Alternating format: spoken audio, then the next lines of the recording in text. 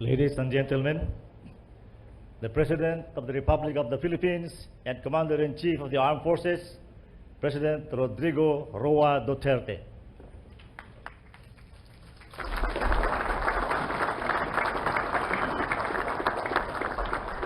Kindly sit now. Thank you. President Fidel Ramos, President Gloria Macapagal Arroyo, President Joseph Estrada, Secretary Delfin Lorenzana, Lieutenant General Eduardo Anyo, General Ricardo Visaya, Bishop Leopoldo Tumulak, members of the Diplomatic Corps, Major Service Commanders, men and women of the Armed Forces of the Philippines, fellow workers in government, my beloved countrymen. Let me just, it's raining and I'll make it short. Let me just give you a narrative of how I do things. Commander, could you give the tikas pahinga? Tikas! Ha!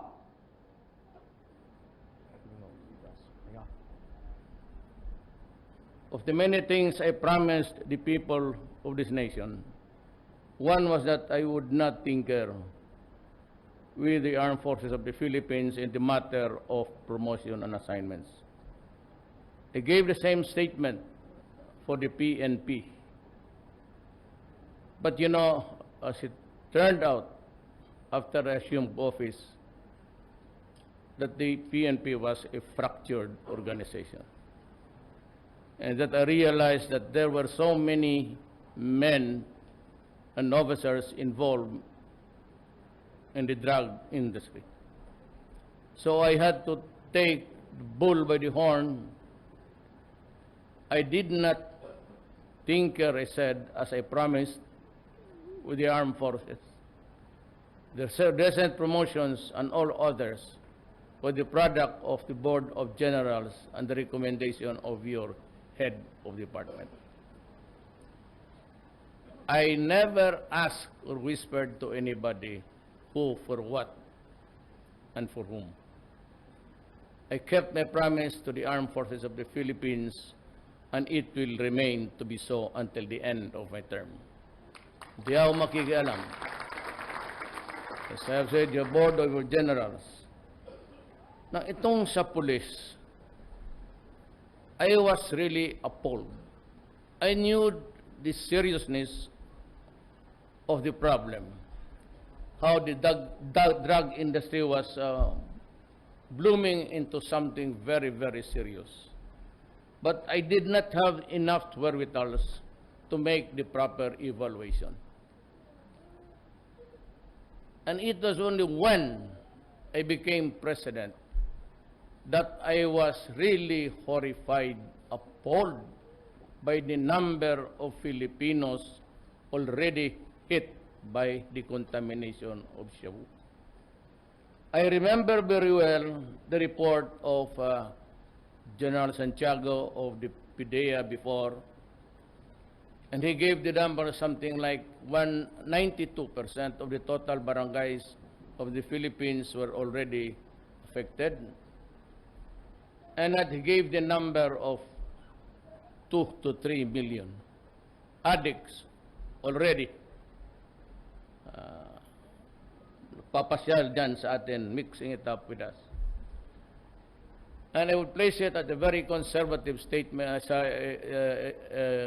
evaluation of something like 1 million to 2.825.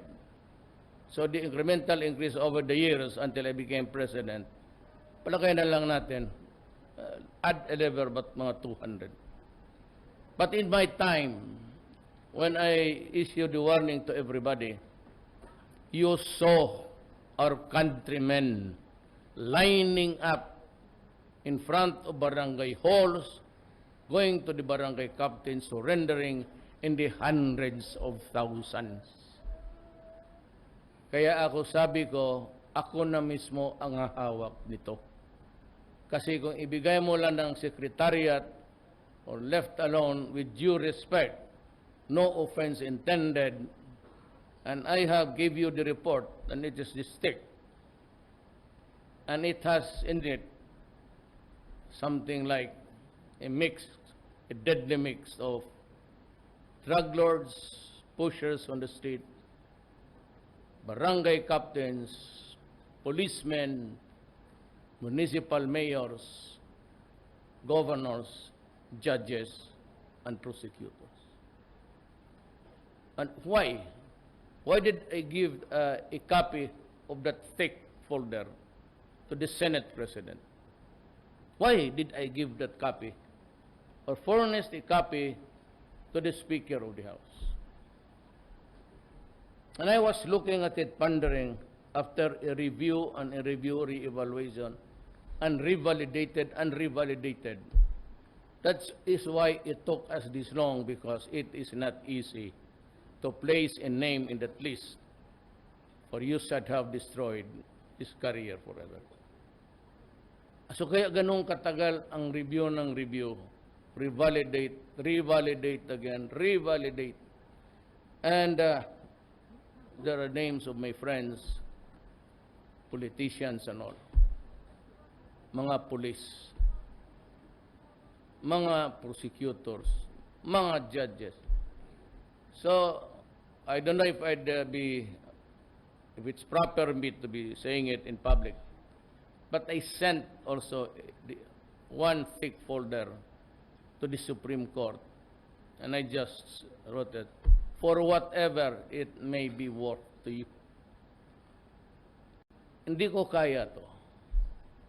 And even sabihin nila, totoo yan, sinasabi na attributable to me all, na pinapatay ko, binabaril ko, lahat na. Kung ginusto ko man, mawalaan ako, maubusan ako ng bala, pati panahon. That's what I told the Speaker and the Senate President and a few members of Congress. What shall I do with this? Just to build a case,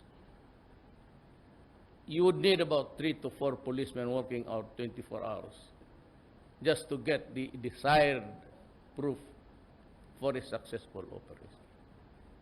But some of them are in the police. Some of them are in the... How do you build a case against a judge?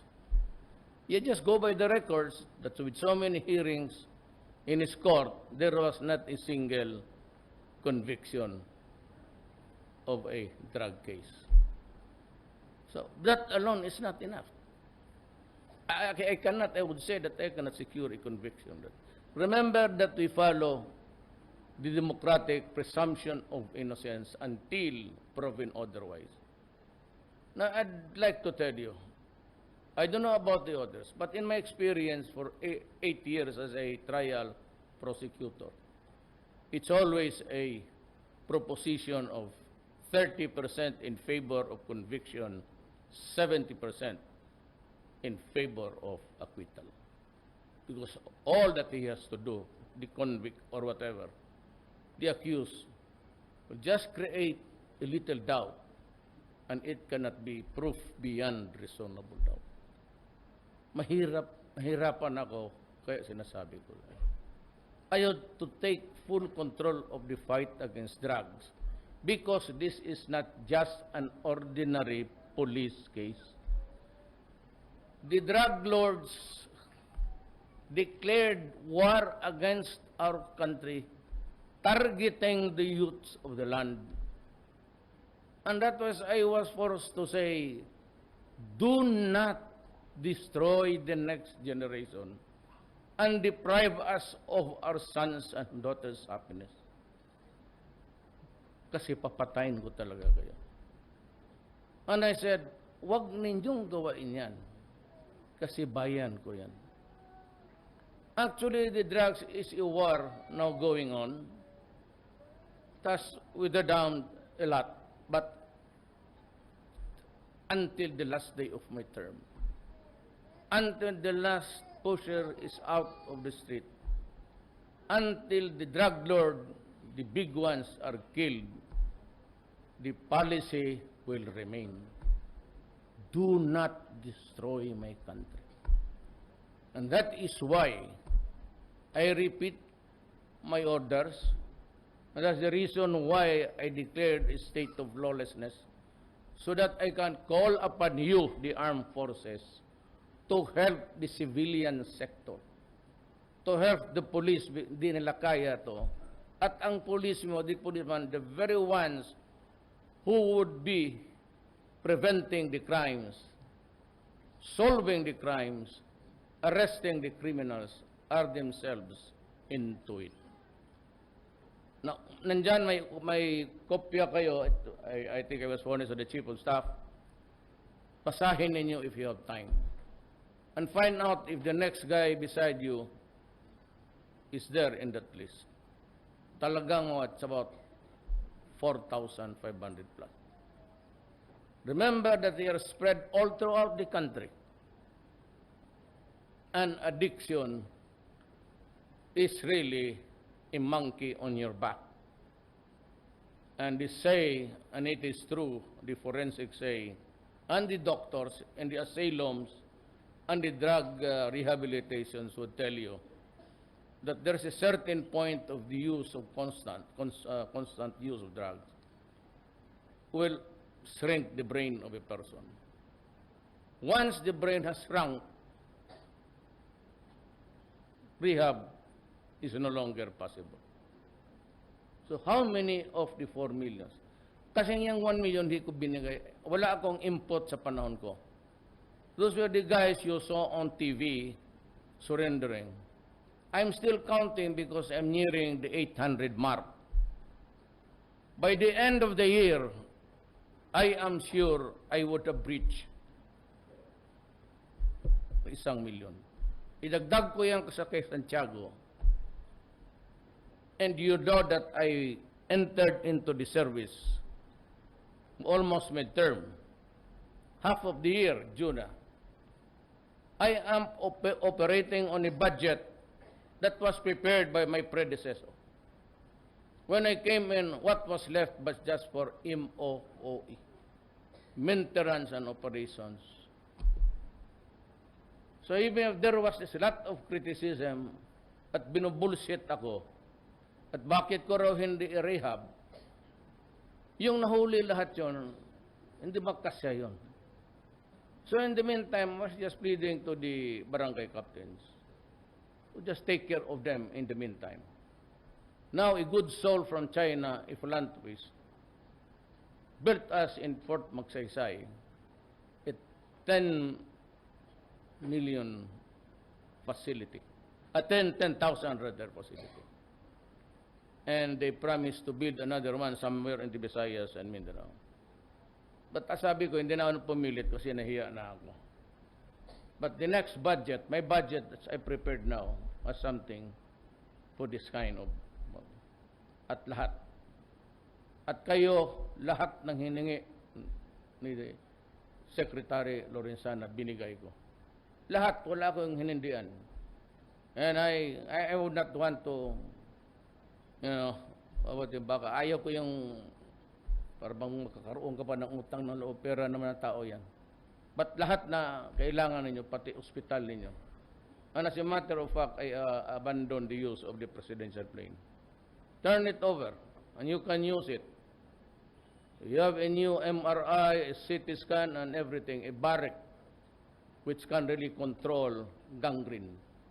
If you are extracted too late, maybe if you are flown to the AFP, I'm supposed that the barrack machine is with them. It can catch up with the contamination of the gangrene. Nandyan lahat binigay ko na sa inyo. Wala akong hinindian, pati armas. The ones that we ordered were stopped by the complaint of a congressman or senator in the U.S. which say that our issues are against human. No. Bihin ko sa inyo. Go out and hunt for them. Look for them kasi pati ang droga. Masisira ang bayan natin kung tamad-tamaran tayo. Ang mga bata hindi na makalabas. Sa Maynila, hold up dito, hold up doon. At hilain lang kung magsakay ng tricycle dyan in an old garage or there's a facility that's not being used. Doon din nadala mga babaeng umuwi sa gabi, pinapatay mga nurse. This cannot be the kind of life for us. And why should we be afraid to destroy the forces that would make us grow in fear? Bakit matakot tayo? Human rights. You know, you want me bring me to fine International Criminal Court? Gladly. Gladly. And if they say that I'd go to jail, I'll rot in jail. Wala kayong problema. Itong droga na ito, if it is done that you kill the person because your life is in jeopardy, you yourself would lose not only your funds but your life. My God, shoot him. Ayoko. Philippine National Police killed in police action. Prison, 30. Wounded, 57. This is just a joke. It's just a matter of reading wounded or patay. Wala nang pamilya. Kaya ako ang naging police doon sa pamilya nila. At sabi ko, yung wounded, you will be rehabilitated. I do not worry about that. Out of the 57 wounded policemen, 48. This is a health issue. It is now becoming an issue of law and order and a health issue. They need, just like the drug addicts destroyed, they need medications, they need therapy and all. Armed forces killed in action, 53. Tapos, wounded in action is 228. Do you think this is a joke? I ask the critics, why would we do extrajudicial killing? Wrap the idiot with plastic. What for? We could shoot him in the head, and that's it. This is an indication of torture. Hindi na kailangan yan. I'm addressing myself to the nation. Now, kung mga police dito na masabit, so they got mixed up with the messy job. And I would say that I would believe in the story of the police. Now, here comes an NBI. Both the police and the NBI are under me. DILG and... but I never interfered. And they say it's murder. Fine. That is your findings. But since the police is also doing the duty, following my order here, a direct order, I will have to defend them. Ano sabihin nila well, I will listen to the story and I will take it as the true version. Why should I? It's just an investigation. Wala naman kayong witness dyan na nagsabi na nakita niya. Come up with something good and maybe I will pop it out. But for as long as ganon ang police and they would stick to the story, and because they are under me, I should believe them. Why? Let me ask you, Filipino people. 4 million addicts of the Filipino, and you are sorry for the son of a bitch who made our children crazy by the millions.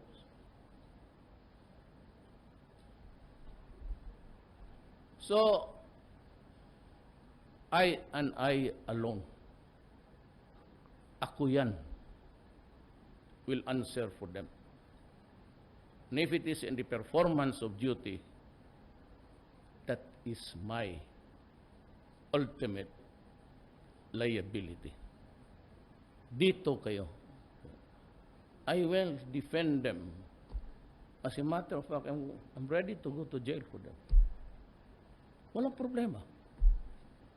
But I will not agree to a proposal to just leave it this way.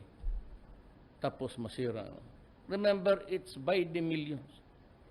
And if I would like to remind you, in the early days, you saw on TV, because I was also viewing it, people lining almost like a zombie state.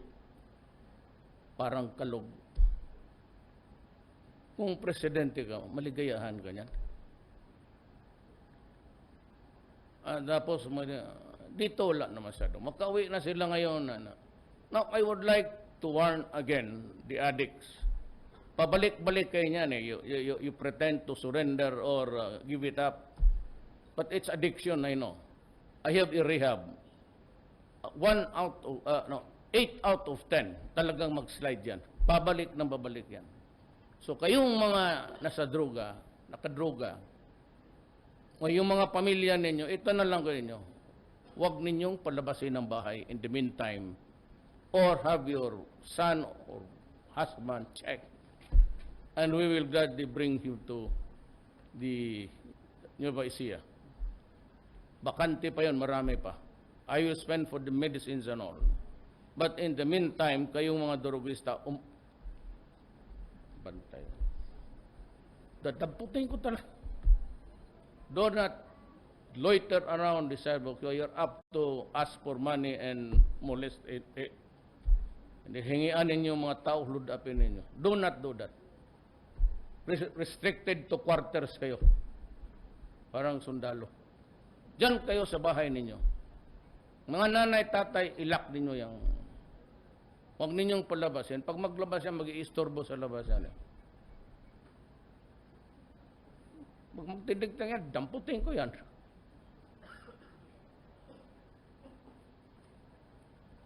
Sabi na diktador,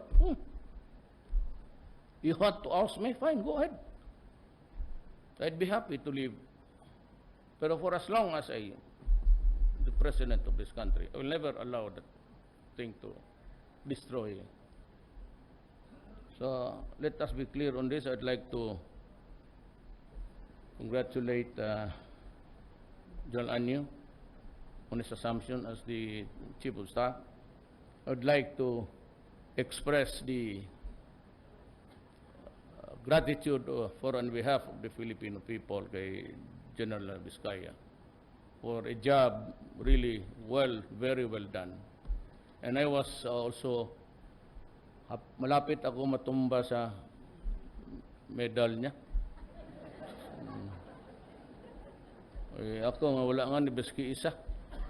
Ito lang itong ganito pagdating, hindi man ito medalya.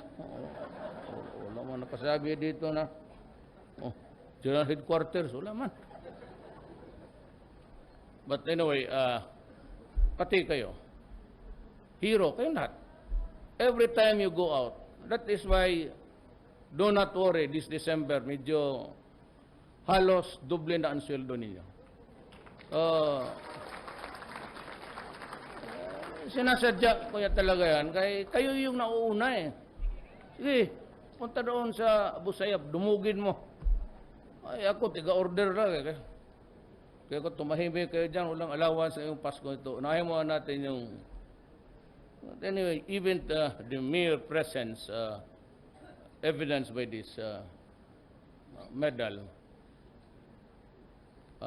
I am grateful to be present to witness the turnover. General Anyo, welcome. Sir, General Vizcaya, mamili ka na ng pwesto dyan, sir. Choose your position. That is how grateful the nation is to you. Mamili ka ng posisyon dyan. Gusto mo kausapin si Delpen? Bahato, okay rin yan. Salamat po sa inyo lahat. Thank you. Rodrigo Roa Duterte. Mga sampanaw!